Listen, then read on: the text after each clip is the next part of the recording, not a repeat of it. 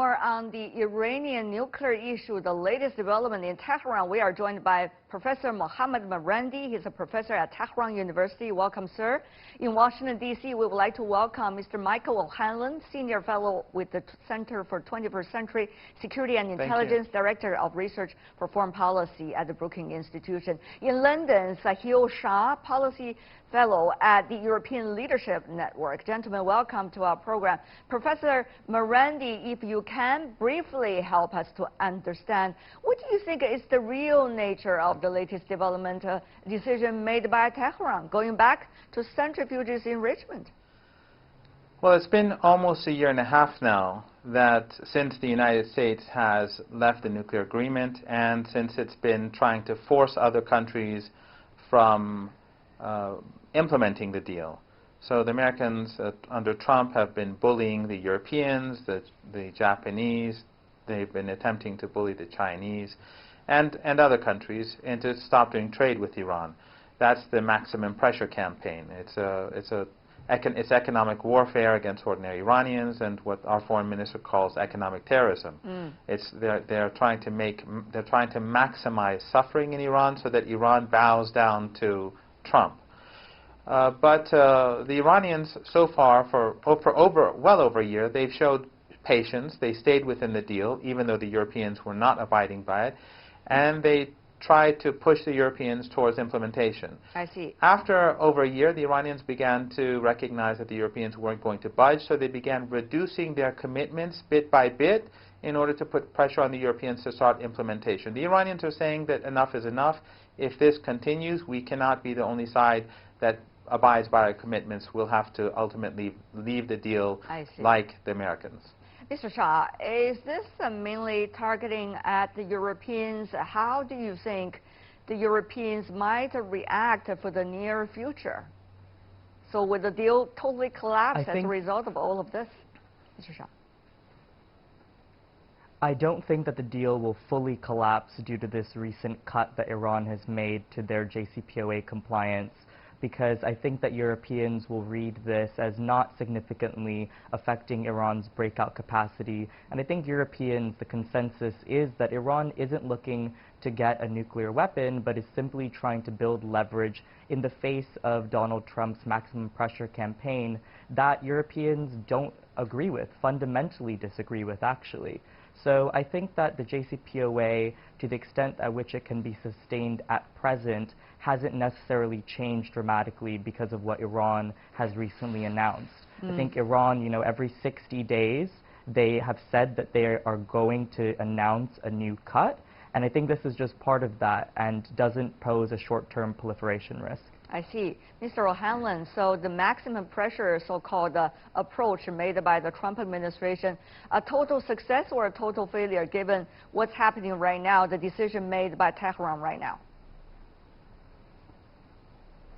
Oh, it's really far too soon to know, because tactically there is some success, if you will, in the sense that whatever the European governments may be willing to do to sustain the deal, European companies are not in a good position to do business with Iran because, of course, they've been given an ultimatum by Washington. Either you do business with Iran or you do business with the United States, not both. And therefore, the maximum pressure campaign is successfully applying a lot of pressure. So that we can, I think, probably all three of us agree to. But the question of what happens next in terms of does Iran sort of partially cry uncle and renegotiate a different agreement? Does Iran become much less active in the broader Middle East, hoping that maybe a Democratic president in 2021 would consider that an adequate measure to then allow for the U.S. to come back into the nuclear deal? These are all questions that I don't know how to answer. So, yes, there is pressure being applied, but no, it's way too soon to talk about success because we don't really know where this is headed. Yeah, we don't know because also there are a lot of questions within the U.S. that needs to be answered as well in terms of politics and the changes going on over there.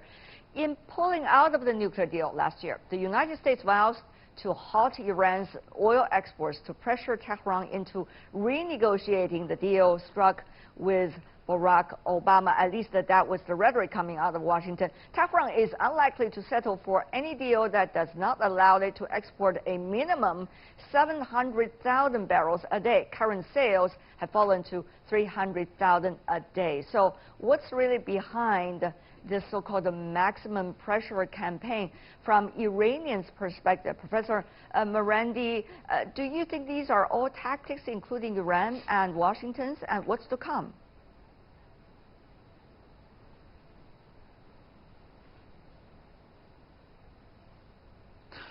Well, first of all, Iran's oil exports are higher than 300,000 barrels a day. They have increased over the last couple of months. But I think the objective of the United States, as I said earlier, is to make Iran surrender. And I think it's actually done the opposite. Because while the United States has been able to inflict harm on ordinary Iranians, some Iranians have died due to a lack of a certain medicine, for cancer patients or for people who had kidney transplants and that sort of thing. But in general, what it has done is that it has created a very hostile environment towards the United States among ordinary Iranians that I haven't seen since the 1980s. Trump is universally disliked. The United States is viewed very negatively. And what Iran has done is that it's pushed back. So instead of the Iranians, let's say, pulling back in the region, we see that Iran's adversaries are pulling back. The Emiratis, who were trying to help the United States with their maximum pressure, they've raised the white flag. Yeah. And the Saudis and the Emiratis are now at each other's throats in Yemen. Their campaign in Yemen has collapsed. So Iran's allies in Yemen have won. The same is true in Syria. The extremists that the Saudis and others have been supporting, they are failing. And in Lebanon, the Israelis provoked a conflict, and Hezbollah responded. And so what I'm saying is that basically the Americans, in my opinion, while they've inflicted suffering, but they've created a great deal of hostility and determination. Okay, that's what the sentiment, as Professor Marandi illustrated, within Iran. But there's another question, Mr. Rouhani. What exactly is the goal of the so-called maximum pressure campaign? Now, rhetorically, Washington, particularly this administration, argue with maximum pressure, Iran going to be able to move forward with more compromises. But some also ask the question genuinely whether the action is exactly the purpose of the action itself, meaning that it is about trumping down further the deal and give Iran further pressure and sanctions and isolated Iran even further without really thinking about the next step. So particularly when you have quite ideological approaches within the administration when it comes to foreign policy. So Mr. Rouhani, you've been working on the research of Iranian issue for a long time. Whether the action now is exactly the result that some want to see. Well, I think, the United States is not that subtle about this with the Trump administration's view. They really want a major change in the nature of the Iranian state, certainly its foreign policy across the board, perhaps even its domestic policy at home. Secretary of State Mike Pompeo's speech last spring in 2018 at the Heritage Foundation was very clear. It had a 12-point plan of demands on Iran. I would categorize probably most of those into four main buckets. One is even tighter restrictions or complete elimination of nuclear technology in Iran. A second would be compliance with UN Security Council resolutions on things like Iranian ballistic missile testing, things that are not in the nuclear deal and therefore that Iran has not agreed to, but nonetheless that we would like to see Iran stop. Third is certainly the kind of regional adventurism that my colleague was referring to just a moment ago. He was giving a little bit of an interpretation of how Iran might see it. I might give a little different interpretation and see Iran as more the aggressor. But nonetheless, the overall point is Iran's role in Iraq, Syria, Lebanon, Hamas, Hezbollah, Yemen, over to even Bahrain. And then finally, Iran's behavior at home and the way in which it creates a domestic apparatus that can really restrict democracy within its own country. Pompeo really wanted changes on all those areas, and if he got them, I think he'd be happy to do a deal with Iran, but it's probably not realistic. That's exactly my question. If Mr. Rouhani, briefly, you can answer us. I mean, why would an unreasonable demand, unlikely to be achieved, the goals be outlined over there as the ultimate goals for a foundation of relationship with Iran? Is this a part of the action in that actually really rules out any potential having a relationship with Iran? Mr. Rouhani, very briefly from you, sir. Well, yeah, I'll be brief. I didn't say it was unreasonable. I said it was unrealistic. It's not unreasonable to ask a country to stop terrorism. It's not unreasonable to ask a country to stop stoking extremism throughout a whole region. And so I don't think that Secretary Pompeo is unreasonable. I just think that it's unrealistic to expect all those things in any kind of a deal. All right. Certainly, we have very different perspective from different guests about the issue, of course. Let's go to Mr. Shah.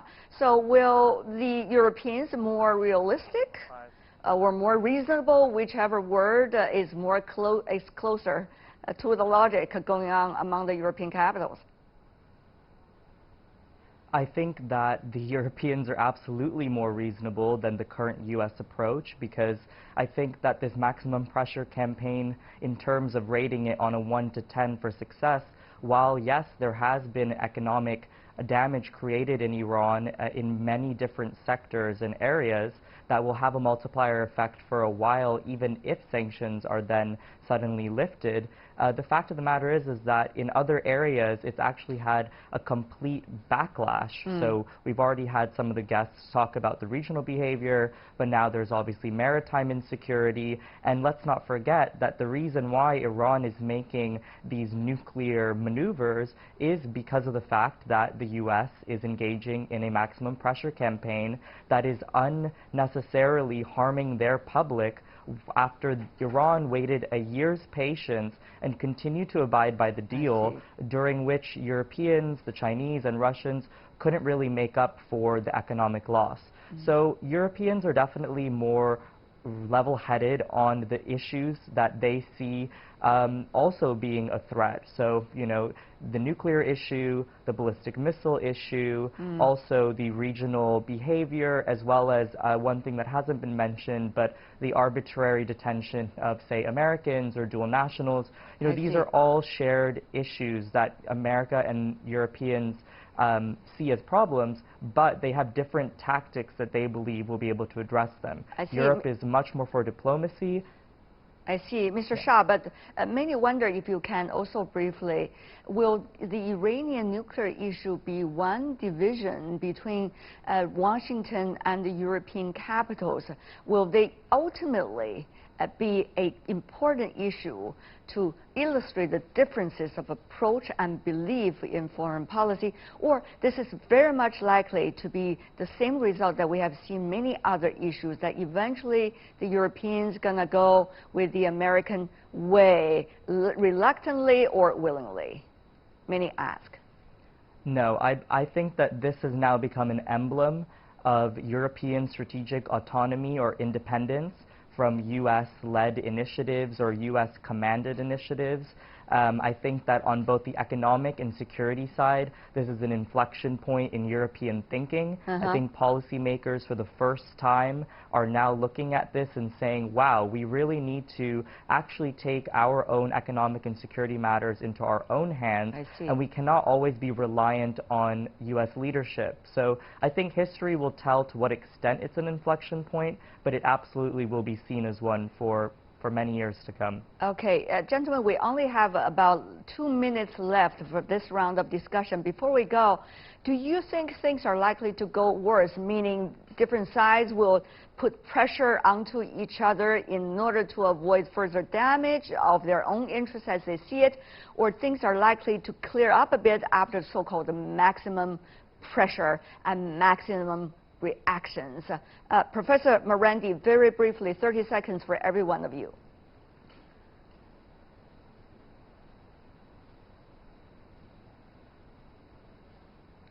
I think it will probably get worse before it gets better. The United States is arresting Iranians in the United States. One of my colleagues has been arrested for almost a year now on trumped-up charges.